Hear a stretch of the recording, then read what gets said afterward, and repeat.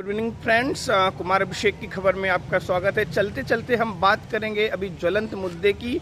एक मुद्दा जिसने कि सबकी जो नज़रें हैं अपनी तरफ आकर्षित की हैं, वो जो राहुल गांधी ने प्रधानमंत्री नरेंद्र मोदी से सवाल किए हैं पाकिस्तान को लेकर के। अमेरिकी राष्ट्रपति डोनाल्ड ट्रंप के भारत और पाकिस्तान के बीच चल रहे जो मध्यस्थता का वो दावा कर रहे हैं उसको लेकर के। उसके साथ ही उन्होंने जो बात कही है कि प्रधानमंत्री नरेंद्र मोदी का जो खून है कैमरे के सामने ही क्यों खौलता है।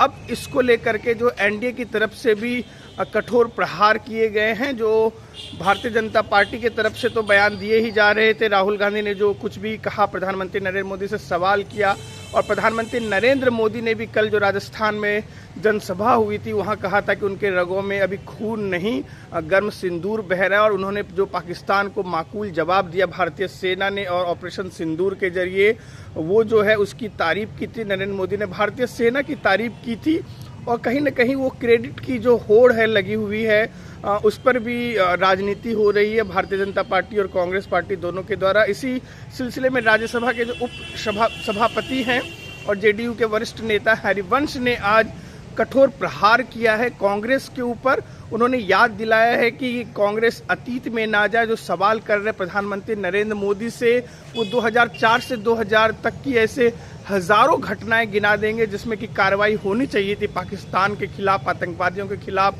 लेकिन ऐसा नहीं किया तत्कालीन सरकार ने, मनमोहन सिंह की सरकार ने। उन्होंने एक जिक्र किया करन सेक्टर जो है जम्मू कश्मीर में, जो पाकिस्तानी बॉर्डर से लगा हुआ है, 2013 में जब हमारे सैनिकों के सर काट कर आतंकवादी ले गए थे, कथित तौर पर आतंकवादी थे या आतंकवादियों के वेश में पाकिस्तानी सेना थे, तो उस समय जो तत्कालीन प्रधानमंत्री थे मनमोहन सिंह, वो अमेरिकी दौरे पर थे और वो बराक ओबामा से उनकी मुलाकात होने वाली थी, तत्कालीन राष्ट्रपति जो अमेरिका के थे। लेकिन इस खबर को जो है मतलब दबा दिया गया, ये खबर सामने निकल कर नहीं आई। और उन्होंने इसी सिलसिले में जो मुंबई में लगातार हमले हो रहे थे उस दौरान 2004 से 2014 के दौरान, और उससे पहले भी उन्होंने 93 में जो मुंबई में बॉम्ब ब्लास्ट हुए थे उसको लेकर के भी सवाल उठाए कांग्रेस की रणनीति पर, कांग्रेस सरकार की रणनीति पर।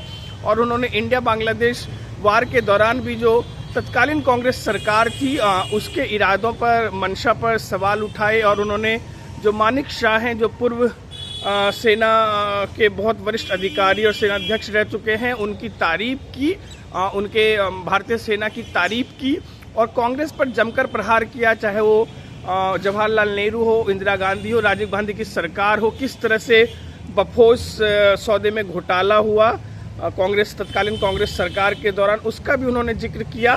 तो साफ है कि बीजेपी जो है अपने सहयोगियों की मदद से और भारतीय जनता पार्टी खुद इस मामले पर कांग्रेस को कोई मौका नहीं देना चाहती है कि वो इस पर राजनीति करे।